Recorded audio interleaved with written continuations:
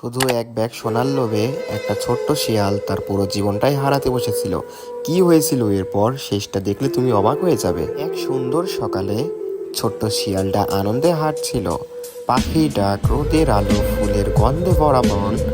হঠাৎ তার চোখে পড়ল একটা ঝলমলে জিনিস। সে কাছেই যেতে অবাক, একটা থলে ভর্তি সোনার মুদ্রা। সে কাছে যেতেই অবাক, শিয়ালের চোখ বড় বড় হয়ে গেল। এত সোনা, সব যদি আমার হতো। সে চারিপাশে তাকালো, কেউ নাই। লোভ তার মনে ধীরে ধীরে জায়গা করে নিল। সে থামলো, আর সঙ্গে সঙ্গে থলেটা কাঁধে তুলে নিল। থলেটা ভারী, খুব ভারী। তবুও সে ভাবলো, সব নিয়ে যাবো, একটাও ফেলে রাখবো না। নদীর ধারে পৌঁছাতেই সে পার হতে গেল, কিন্তু আরেক চাপে তার পা কাঁপছিল। হঠাৎ পা পিছলে গেল, ঝপ করে সে নদীতে পড়ে গেল। সোনার থলে পানিতে ডুবে যেতে গেল, মুদ্রাগুলো চারিদিকে ছড়িয়ে গেল।